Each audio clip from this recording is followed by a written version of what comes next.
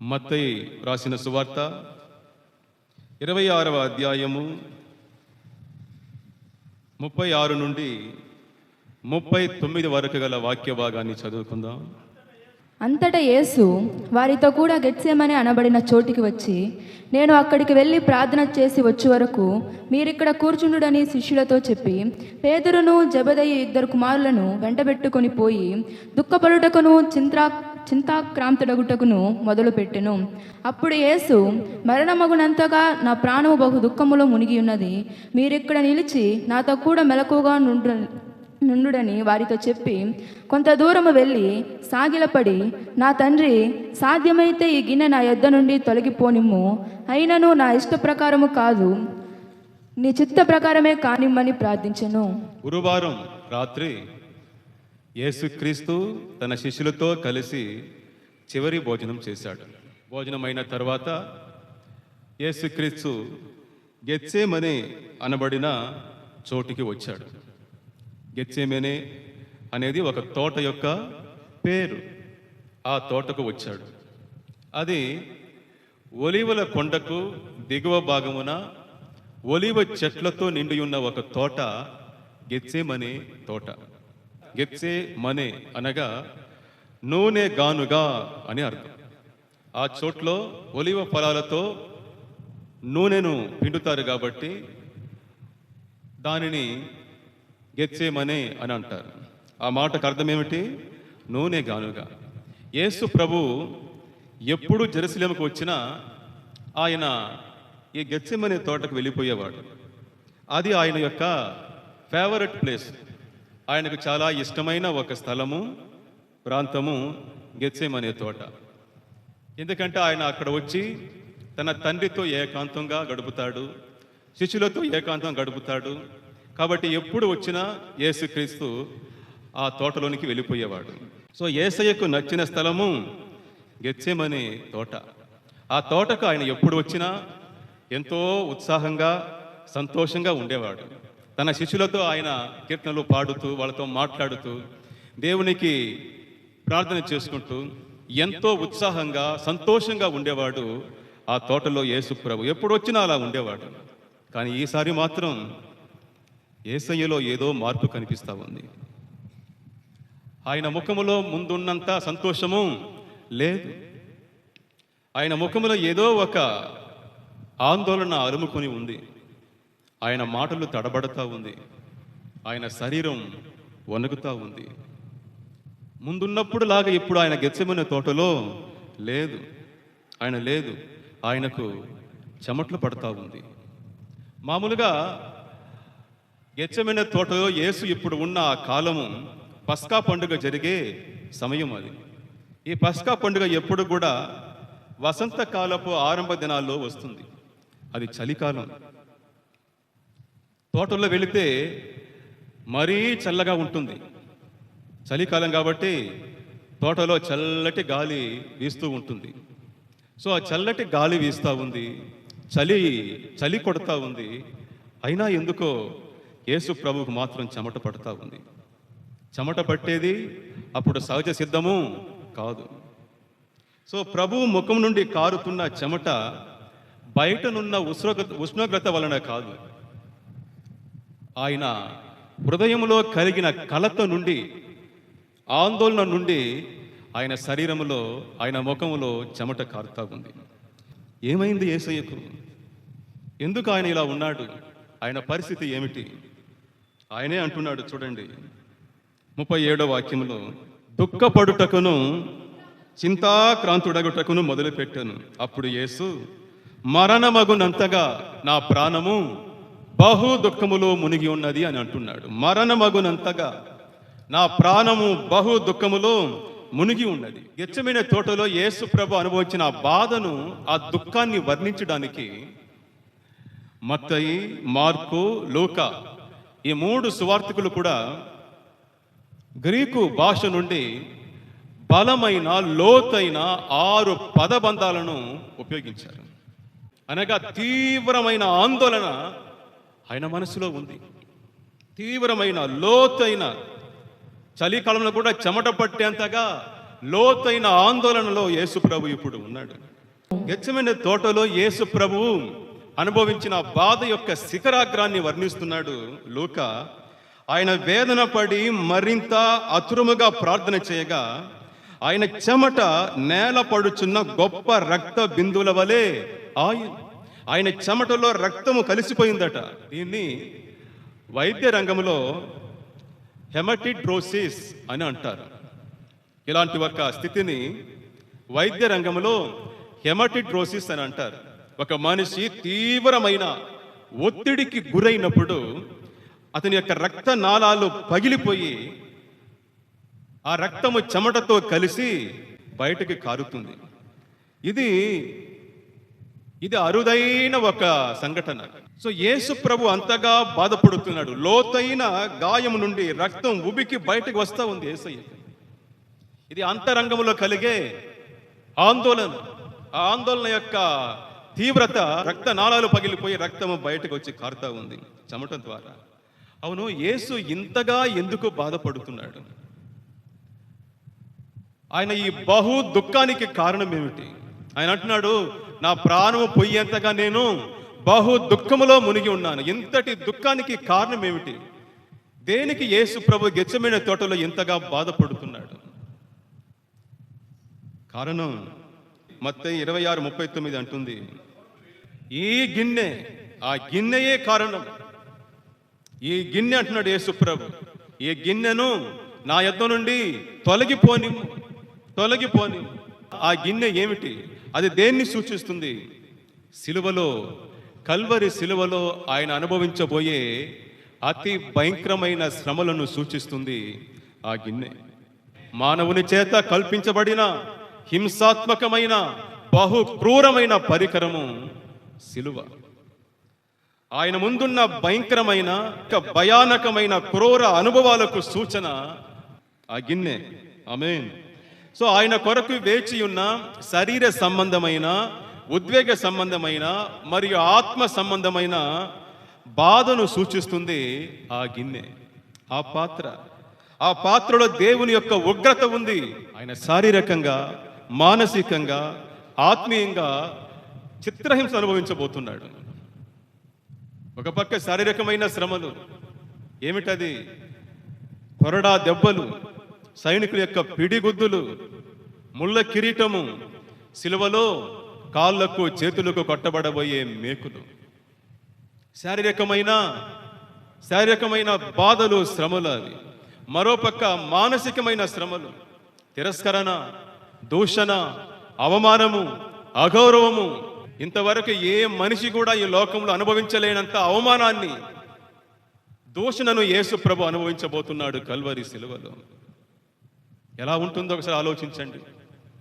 ఏ తప్పు చెయ్యని ఒక పరిశుద్ధుడు, జీవితంలో ఏ తప్పు చేయని ఒక పరిశుద్ధుడు పాపిగా ముద్ర వేయబడి కల్వరి సిలువలో అత్యంత క్రూరమైన మరణాన్ని పొందబోతున్నాడు.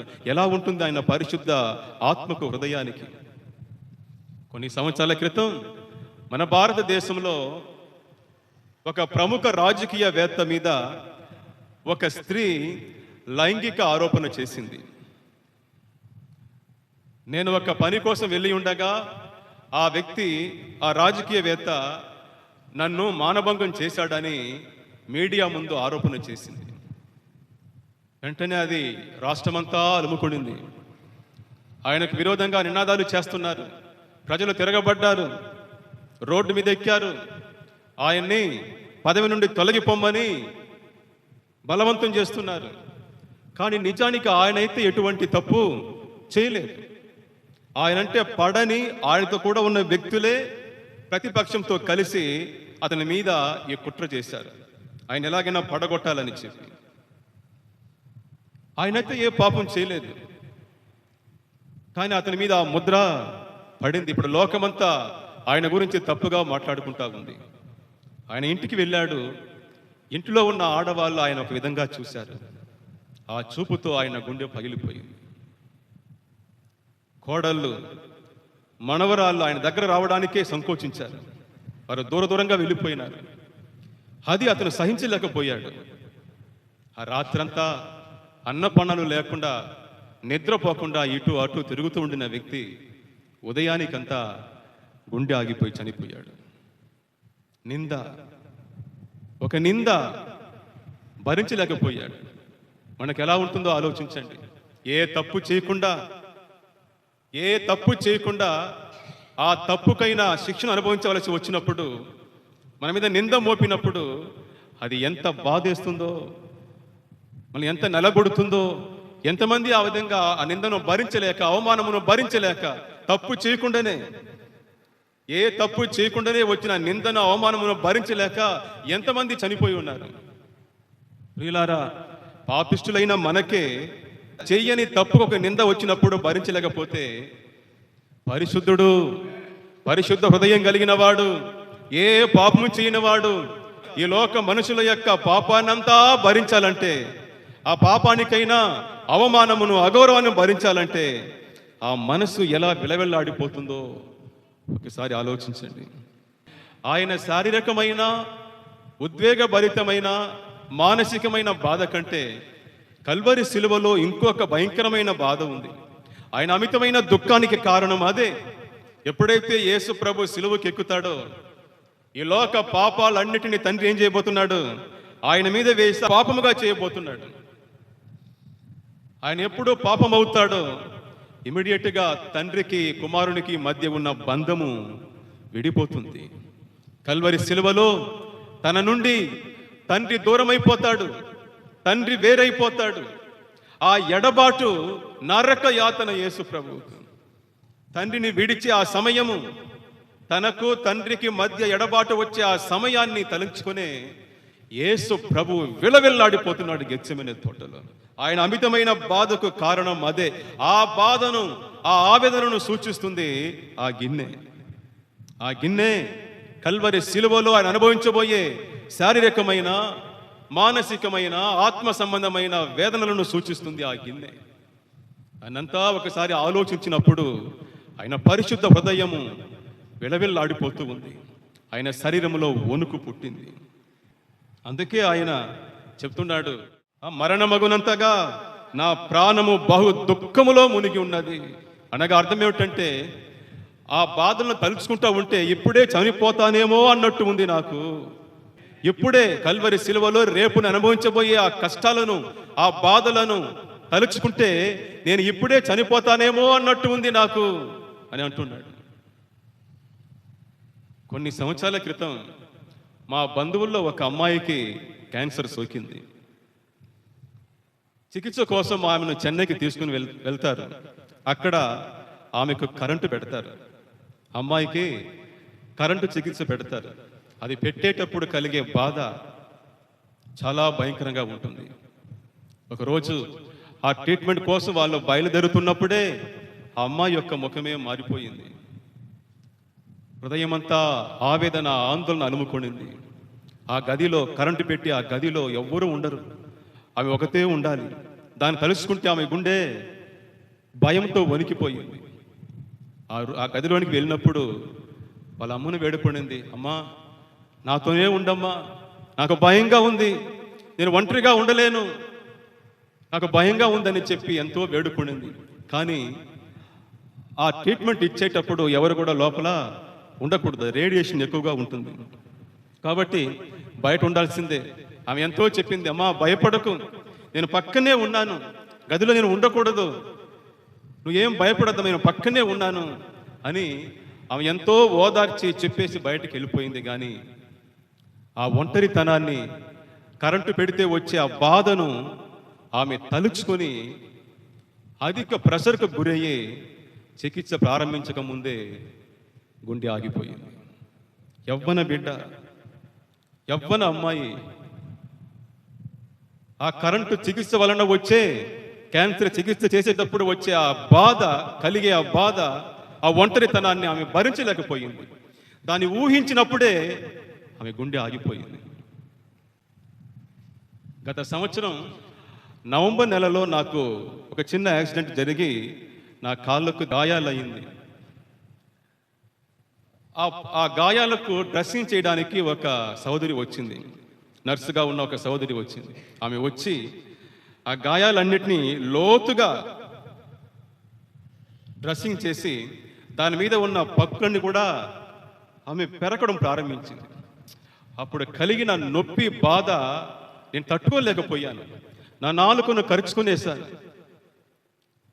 ఆమె దగ్గర వేడుకున్నాను, సిస్టర్ చాలు సిస్టర్, నా వల్ల కావట్లేదు, ఈ నొప్పిని భరించలేకపోతున్నాను, దయచేసి వదిలేయండి నన్ను అని చెప్పి ఆమెను వేడుకున్నాను.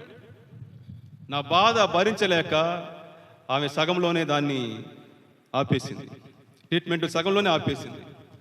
అయ్యో, అది భయంకరమైన బాధ. అది ఎల్లుండి వస్తాను బ్రదర్, అప్పుడు మిగతా తీసి డ్రెస్సింగ్ చేస్తానని చెప్పేసి వెళ్ళింది.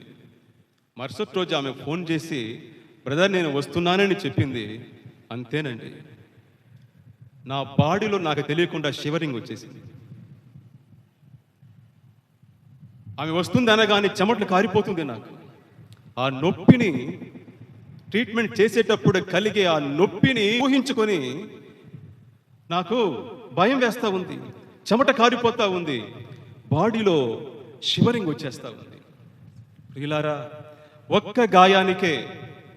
ఒకే ఒక్క గాయానికే మనం ఎంత బాధపడిపోతూ ఉంటే ఆ కల్వరి సిలువలో ఆయన పడబోయే బాధలు, ఆయన శరీరాన్ని చీల్చబోయే గాయాలు, దానివల్ల కలిగిపోయే ఆ నొప్పి, ఆ అవమానాలు, ఆ బాధలు ఊహించుకున్నప్పుడు ఆయనకు ఎలా ఉండుంటుంది? ఆయన గుండె వెలవెల్లాడిపోతా ఉంది. ఆయన ఎంతో కృంగిపోయాడు. అందుకే ఆయన ప్రార్థన చేసుకుంటున్నాడు.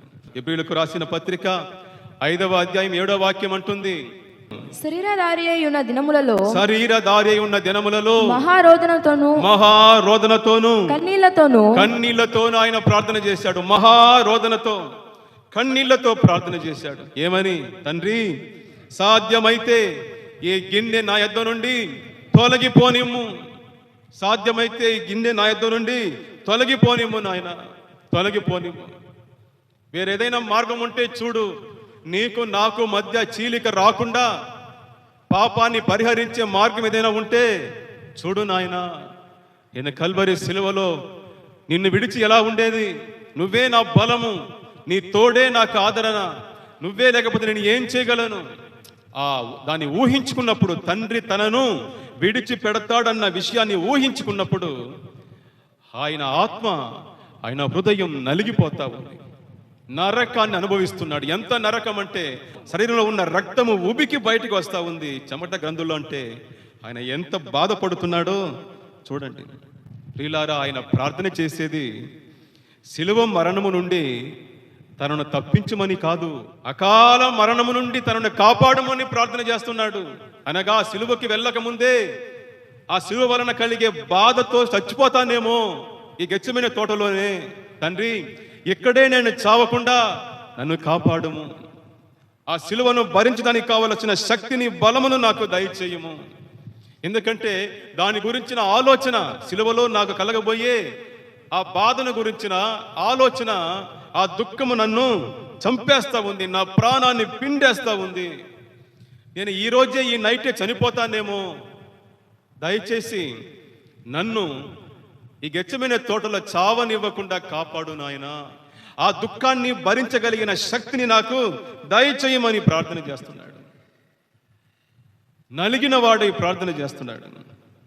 ఆయన దేవుని చిత్తాన్ని, తండ్రి చిత్తాన్ని పరిపూర్ణంగా నెరవేర్చడానికి పోరాడుతున్నాడు. బలము కొరకు దేవుని సన్నిధిలో ప్రార్థించుకుంటూ ఉన్నాడు. ప్రియులారా, యేసు ప్రభు దేవుని కుమారుడు. ఆమేన్. 100% ఆయన దేవుని కుమారుడు. దేవుని కుమారుడిగా ఆయనకు తెలుసు తన తండ్రి తనను మరణము నుండి లేపుతాడని ఆయన తెలుసు. కానీ ఆయన దేవుని కుమారుడు మాత్రమే కాదు, శరీరంలో ఉన్న మనుష్య కుమారుడు. బైబిల్ అంటుంది, ఆయన ఏమని పిలుస్తుంది? మనుష్య కుమారుడు. మనలాంటి శరీరంలో ఉన్నాడు ఆయన. మనలాంటి భావోద్రేకాలు ఆయనకు ఉంది, మనలాంటి నొప్పి ఆయనకు ఉంది, మనలాంటి అవమానము, అగౌరవము వస్తే ఎంత బాధేస్తుందో ఆ బాధ కూడా ఆయనకు ఉంది. ఆయన ఇప్పుడు తన మానవత్వంతో పోరాడుతున్నాడు. దేవుని కుమారునిగా ఆయనకు ఆ విషయం తెలిసినా కూడా సరే, మనుష్య కుమారునిగా ఆ శ్రమలను తలంచుకున్నప్పుడు ఆయన దాని విషయమై దుఃఖపడుతున్నాడు. ఆయన ప్రాణాన్ని, మనసును అది పిండేస్తా ఉంది. అరణ్యములో యేసుక్రీస్తు అపవాదితో పోరాడాడు. ఎప్పుడైతే గెత్సెమనే తోటలో యేసు ప్రభు తనతోనే పోరాడుతున్నాడు. అది దేవుని కుమారునికి, మనిషి కుమారునికి మధ్య జరిగే సంఘర్షణ. తనలో ఉన్న దేవుని కుమారునికి, ఆయనలో ఉన్న మనిషి కుమారునికి మధ్య జరిగే సంఘర్షణ. అది తన మానవత్వంతో పోరాడుతున్నాడు ఆయన. సో శ్రమలన్నిటినీ ఆయన సంపూర్ణ మానవుడుగానే అనుభవించాడు. సంపూర్ణ మానవుడుగానే అనుభవించాడు. ఆ నొప్పి, ఆ బాధను భరించడానికి ముందు దాన్ని తలుచుకుని యేసు ప్రభు వణుకుతూ ఉన్నాడు. అంటే అది ఎంత భయంకరమైన శ్రమయో, బాధయో ఆలోచించండి. అందుకే ఆయన అన్నాడు, ఆత్మ సిద్ధమే గాని శరీరము బలహీనమైనది. ఆత్మ సిద్ధమే గాని శరీరం బలహీనమైనది. ఆ మాటను ఆయన శిష్యులతో మాత్రమే కాదు, తనతోనూ చెప్పుకుంటూ ఉన్నాడు. ఆయన ఆత్మ దేవుని చిత్త నెరవేర్చడానికి సిద్ధముగా ఉన్నది. కానీ ఆయనలో ఉన్న మానవత్వం, ఆయనలో ఉన్న శారీరకము ఏం చేస్తా ఉంది? ఆ బాధను తలుచుకుని బహు వేదన పడుచు ఉన్నది. దాన్ని ఎలా భరించబోతున్నాను? సిలువలో కలిగే ఆ నరక యాతనను ఎలా భరించేదని చెప్తూ ఆయన గెత్సెమనే తోటలో నలిగిపోతున్నాడు, కృంగిపోతున్నాడు. సిలువ బాధ నుండి తనను తప్పించమని కాదు, సిలువకు తనను బలపరచమని ప్రార్థిస్తున్నాడు. తండ్రి ఆ ప్రార్థన ఆలకించాడు. హల్లెలూయా! తండ్రి ఆ ప్రార్థన ఆలకించాడు. తన కుమారుని ఆయన బలపరిచాడు. చూడండి, లూకా సువార్త 22:43. అప్పుడు పరలోకము నుండి ఒక దూత ఆయనకు కనబడి ఆయనను బలపరచెను. హల్లెలూయా! దేవుడు తన దూతను పంపి యేసుక్రీస్తును బలపరచాడు. ఆ రాత్రి ఆ దుఃఖముతో ఆయన చనిపోకుండాన్నట్లు దేవుడు తండ్రి తన దూతను పంపించి యేసుక్రీస్తును బలపరిచాడు. 2020 సంవత్సరంలో కరోనా మహమ్మారి ఈ ప్రపంచాన్ని అలుముకున్నప్పుడు నా శరీరంలో అనేక బలహీనతలు వచ్చేసింది. అనేక బలహీనతలు వచ్చి మానసికంగా నన్ను కృంగదీసింది. ఒకరోజు శరీరం అంతా తల నుండి కాళ్ళ వరకు ఒక్క సైడు ఒక పక్కకు అట్ని వాలిపోతా ఉంది. అది ఒక విధమైన మాటతో చెప్పలేని ఒక విధమైన నొప్పి. అది ఒక పక్క పూర్తిగా ఒక రైట్ సైడ్ మొత్తం అట్ని శరీరం నడుస్తూ ఉంటే అట్నే వాలిపోతా ఉంది శరీరం. చెవుల్లో ఏదో గొడ్డలు ఎత్తి నరికినట్టుగా చెవు తలంతా నర నర నరాన్ని పెరికేస్తా ఉంది. నన్ను మరణ భయం అలుముకొనేసింది. వెంటనే మా అక్క కొడుకును తీసుకొని కాళహస్తికి పరిగెత్తారు ఆసుపత్రికి. అక్కడ నర్సమ్మ చూసి చెప్పింది, మీకు పక్షవాతం వచ్చే మరిగా ఉంది, మీరు ఇమీడియట్గా పెద్ద హాస్పిటల్కి వెళ్ళిపోవాలని చెప్పింది. ఎక్కడికి వెళ్ళను, కరోనా కాలం, ప్రపంచమంతా లాక్డౌన్, పోయేదానికి అవకాశమే లేదు. రాత్రి సమయం 9 అప్పుడు అక్కడి నుండి కాళహస్తిలో ఉన్న మా అక్కవారింటికి వెళ్ళాను. మా అక్క మామగారు ఎంతో అక్కరతో ప్రార్థన చేశారు. మా అక్క చెప్పింది, దేవుని మీద భారం వేసేసి పడుకోరా, వేరే మార్గమే మనకు లేదు, దేవుడే దిక్కని చెప్పింది. ఆ గదిలో ఒంటరిగా పడుకొని ఉన్నాను. మరణ భయం అలుముకొనేసింది. ఈ నైట్ మనం చనిపోతున్నాము, మన జీవితం ఈ రోజు నైట్తో అంతమవుతా ఉందని చెప్పి మనసంతా భయం, చీకటి, వర్ణించలేని బాధ. ఈ చిన్న వయసులో మనం చనిపోతున్నామే, కుటుంబాన్ని, సంఘాన్ని, పిల్లల్ని, సహవాసాన్ని వదిలిపెట్టి చనిపోతున్నామే అని చెప్పి చాలా బాధేసింది. మొబైల్ ఎత్తుకున్నాను.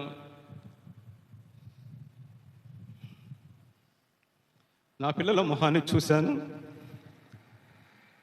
ఇక నా పిల్లలకి నా ముఖం గుర్తుండదు.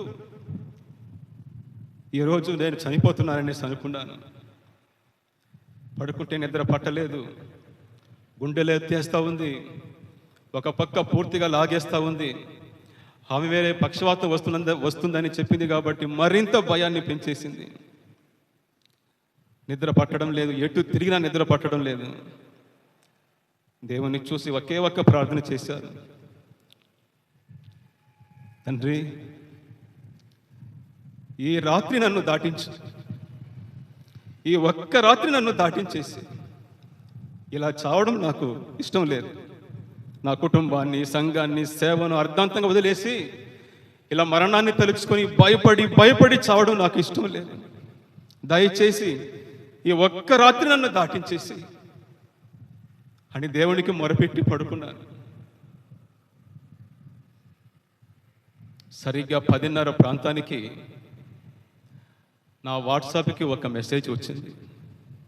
నాకు పరిచయం లేని ఒక సోదరుడు ఎజేకియా ఫ్రాన్సిస్ అనే దైవజనుని యొక్క మెసేజ్లో ఉన్న ఒక వీడియో క్లిప్పింగ్ను నాకు పంపించాడు.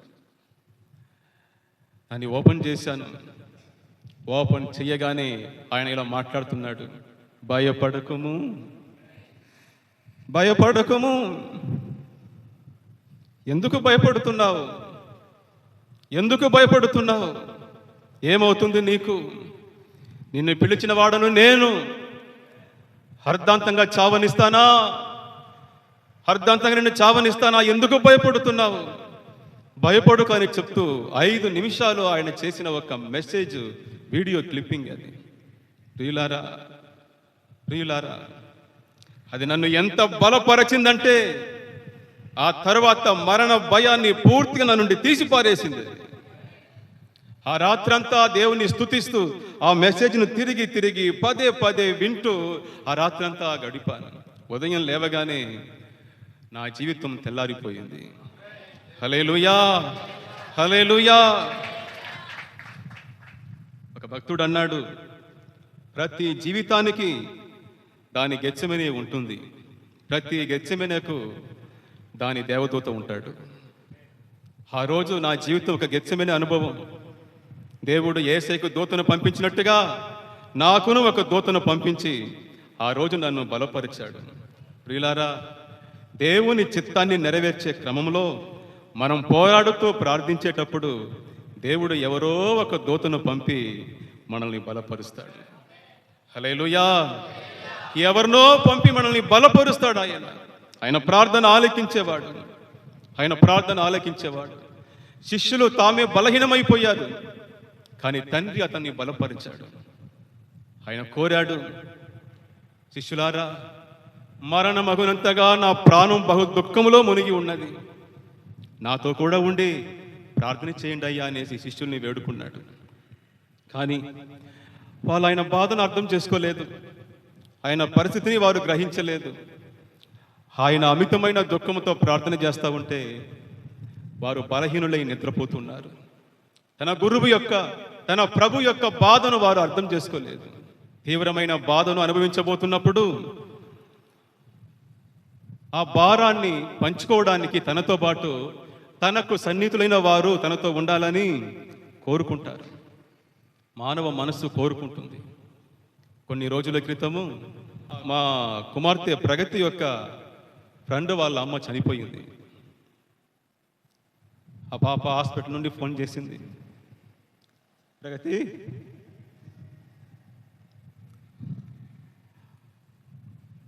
మా అమ్మ చనిపోయింది ప్రగతి అని ఏడ్చింది పాప. మా అమ్మ చనిపోయింది ప్రగతి, రేపు నువ్వు కాలేజీ లీవ్ పెట్టేసి నాతో కూడా ఉండు, నేను చాలా దుఃఖంలో ఉన్నాను, నువ్వు నా పక్కన ఉంటే నాకు కొంచెం ఆదరణగా ఉంటుంది ప్రగతి, రేపు లీవ్ పెట్టి నా పక్కలో నాతో కూడా ఉండమ్మా అని చెప్పి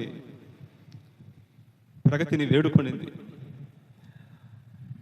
పాప ఆ రోజు కాలేజీ లీవ్ పెట్టేసి ఆ పాపతోనే ఉండింది. ఆమెకు అది ఎంతో ఆదరణ.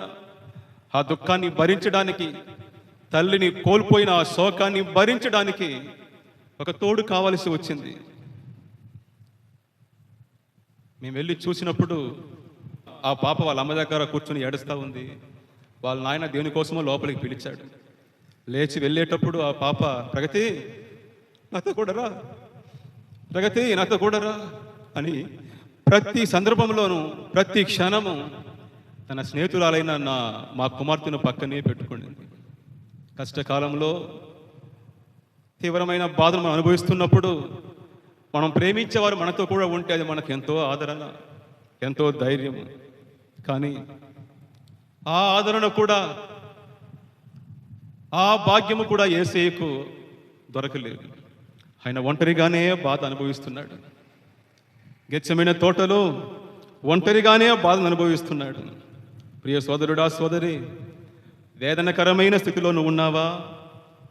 విడువబడిన వాడుగా ఒంటరిగా నువ్వు ఉన్నావా? నీ బాధ ఏంటో నా ప్రభువుకు తెలుసు. నిరాశ, నిస్పృహ, ఒంటరితనం అనే గెత్సెమనేలో నువ్వు ఉన్నావా? ఆ బాధ ఏంటో దేవునికి, ప్రభువుకు తెలుసు. ఎందుకంటే అదే మార్గంలో ఆయన కూడా పయనించున్నాడు. గెత్సెమనే తోటలో ఒంటరితనాన్ని, ఆదరణ లేని స్థితిని ఆయన అనుభవించాడు. కాబట్టి నీ బాధ, నీ వేదన, నీ ఒంటరితనము ఆయనకు తెలుసు. కాబట్టి నిరాశ, నిస్పృహ, ఒంటరితనం అనే గెత్సెమనే తోటలో నువ్వు ఉన్నప్పుడు దాన్ని ప్రార్థనా స్థలంగా మార్చుకో. దేవుని సహాయం పొందలేనంత పెద్ద సమస్య ఈ లోకములో ఏదియూ లేదు. నీవు నీ గెత్సెమనేలో ఉన్నప్పుడు బలం కొరకు దేవునికి ప్రార్థన చేయి. నీ కష్టాలు, బాధలు దేవునికి తెలుసు. ప్రతి జీవితానికి ఒక గెత్సెమనే ఉంది. ప్రతి గెత్సెమనేకు ఒక దేవదూత ఉన్నాడు. నిన్ను బలపరిచే దేవదూత ఉన్నాడు. దేవుని సహాయం ఉంది. భయపడకండి. కష్టకాలాల్లో దిగులు పడి, నిరాశపడి కృంగిపోకండి. దేవుని వైపు చూడండి. మీరు గెత్సెమనేలో ఉన్నప్పుడు బలం కొరకు దేవుని వైపు చూడండి. యేసు చూశాడు. తండ్రి యొక్క బలాన్ని పొందుకున్నాడు. ఆ గిన్నెను తీసుకోవడానికి భయపడిన యేసు ప్రభు ఇప్పుడు ఆ గిన్నెను తీసుకున్నాడు. ఆయన ప్రార్థన చేశాడు. తండ్రి బలపరిచాడు. కుమారుడు ఇప్పుడు ఏం చేస్తున్నాడు? ఆ గిన్నెను స్వీకరించాడు. అది మామూలు గిన్నె కాదండి. ఏ కాస్ట్లీ కప్, అది ఖరీదైన గిన్నె, అది అత్యంత ఖరీదైన పాత్ర. అది ఆ పాత్రను తీసుకోవడం కొరకు యేసు క్రీస్తు చెల్లించిన వెల ఏంటో తెలుసా? తన ప్రాణాన్ని ఇచ్చి యేసు ప్రభు ఆ గిన్నెను తీసుకున్నాడు. యేసు ఆ గిన్నెను తన కోసం తీసుకోలేదు. సోదరుడా, సోదరి, నీ కోసం తీసుకున్నాడు. హల్లెలూయా. నీ కోసం తీసుకున్నాడు. గెత్సెమనే తోటలో ఆయన పోరాడే పోరాటం తన కోసం కాదు, నీ కోసం ఆయన పోరాడుతున్నాడు. నీకు తెలుసా? ఆయన పోరాటం నీ కోసం. నీకు తెలుసా? ఆయన పోరాటం నీ కోసం. నీకు తెలుసా? ఆయన పోరాడుతున్నది నీ కోసం, నీ పాపముల కోసం, నీ క్షేమం కోసం, నీ పరలోక ప్రవేశం కోసం, నీ సంతోషం కోసం యేసు ప్రభు గెత్సెమనే తోటలో బహు దుఃఖపడుతున్నాడు. ఇంతవరకు ఈ లోకంలో పుట్టిన మనుషుల్లో ఎవ్వరు కూడా అనుభవించినంత బాధ, వేదనను యేసు ప్రభు గెత్సెమనే తోటలో, కల్వరి శిలువలో అనుభవించాడు. చిత్రహింసలు పడ్డాడు. కల్వరి శిలువ ఆయన యొక్క శరీరాన్ని చీల్చింది. గెత్సెమనే ఆయన హృదయాన్ని చీల్చేసింది. ఎన్నడూ లేనంతగా ఈ లోకములో బాధ అనుభవించిన వారికి గిన్నెస్ బుక్లో ఒక రికార్డు ఇవ్వబడితే ఆ రికార్డు మన యేసయ్యకే చెందుతుంది. లోకానికి జీవం కావాలంటే ఆయన మృతి పొందవలసి వచ్చింది. లోకానికి వెలుగు కావాలంటే ఆయన అంధకారములోనికి దిగవలసి వచ్చింది. యేసుక్రీస్తు మన కొరకు, నీ కొరకు అంధకారంలోనికి దిగాడు. బాధ, దుఃఖము, విభ్రాంతి, వేదన అనే చీకటిలోనికి నీ కోసం, నా కోసం ఆయన వెళ్ళాడు. ప్రియ సోదరుడా, సోదరి, మానవ చరిత్రలో 3 ముఖ్యమైన తోటల గురించి బైబిల్ ప్రస్తావిస్తుంది. ఒకటి ఏదెను తోట.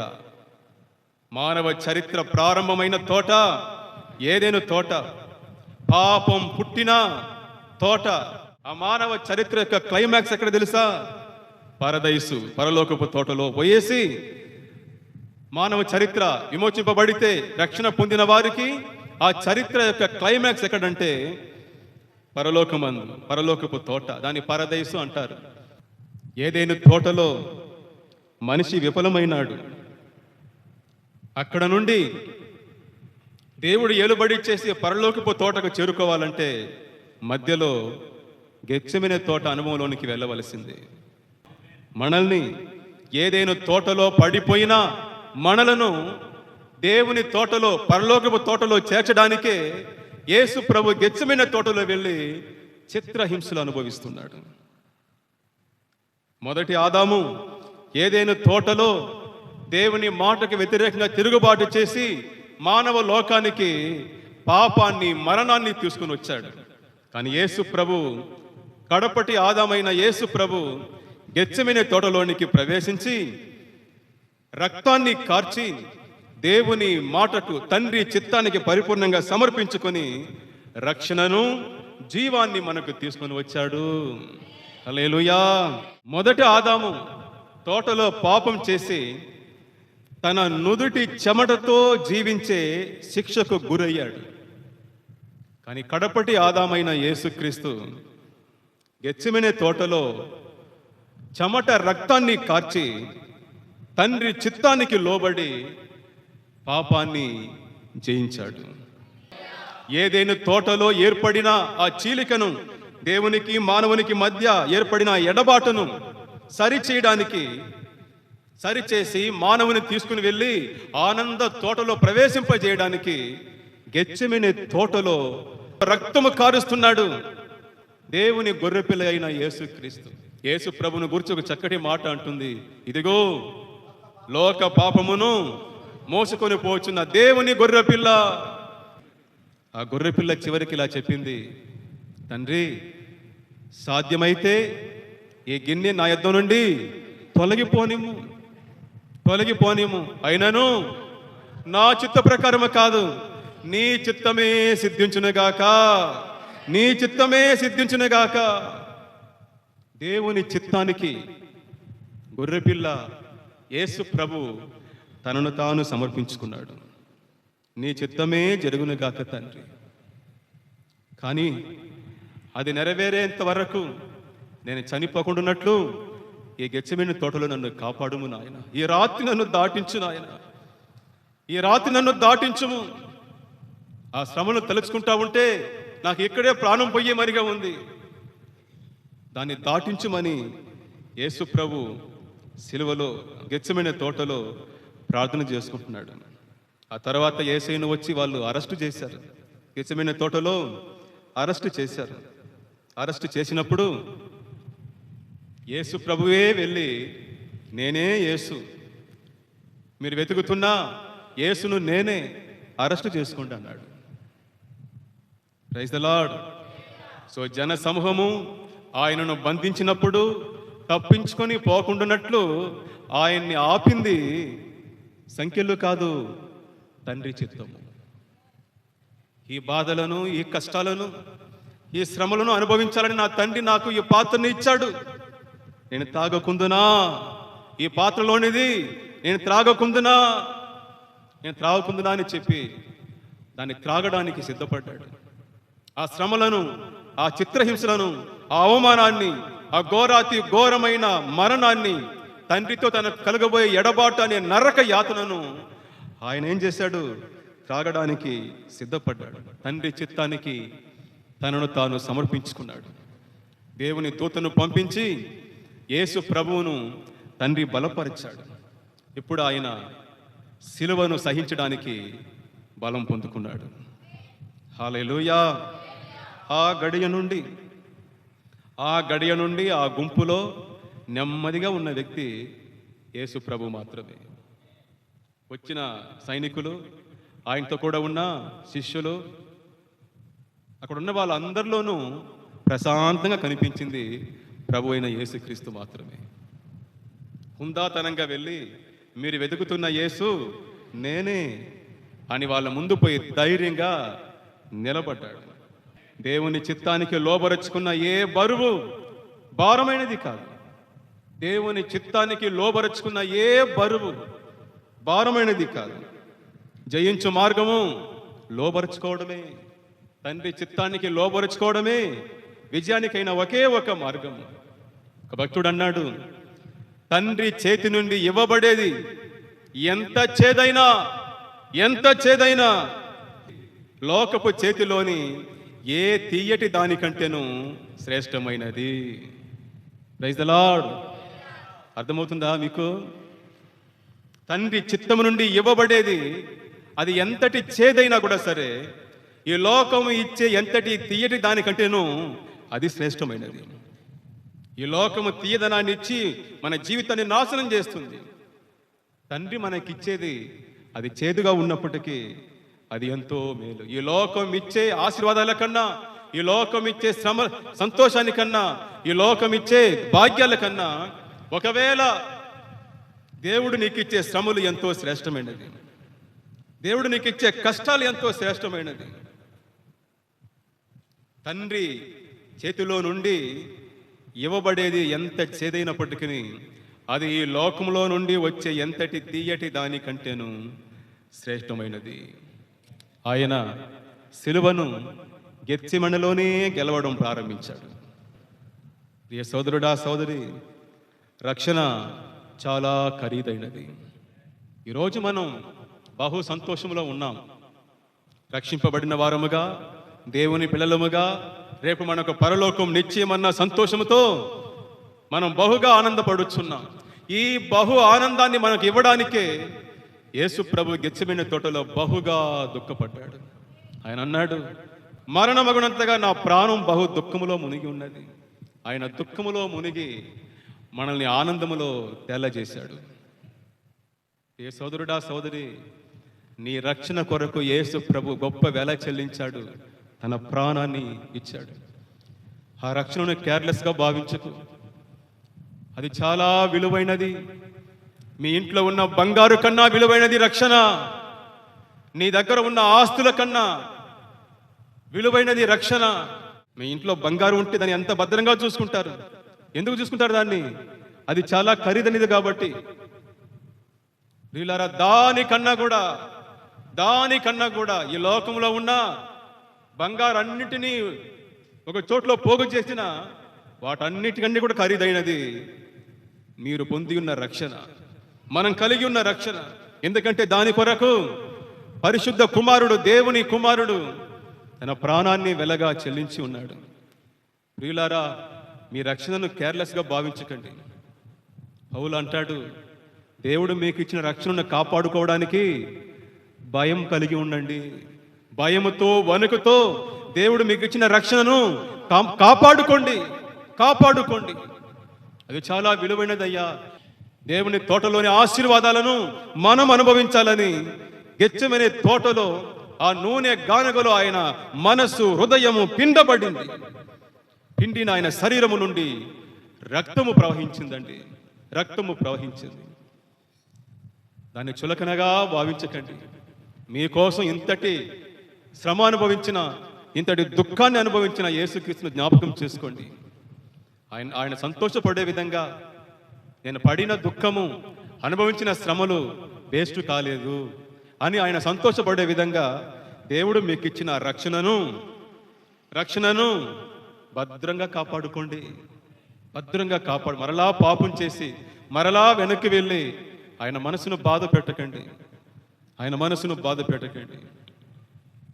మనకు రక్షణ పాత్రను ఇవ్వడానికే యేసుక్రీస్తు ఆ గెత్సెమనే తోటలో ఆ శ్రమల పాత్రను త్రాగాడు. రక్షణ పాత్రను మనం అంటాం కదా, రక్షణ పాత్రను చేతబట్టుకొని నిరంతరము నిన్ను వెంబడింతునంటామే.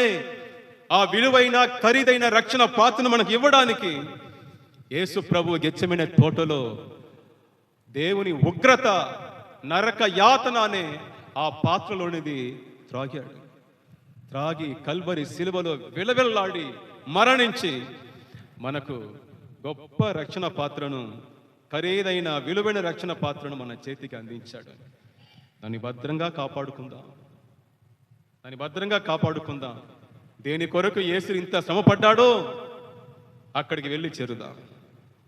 దేవునికి మహిమ కలుగును గాక. ప్రార్థన చేసుకుందాం.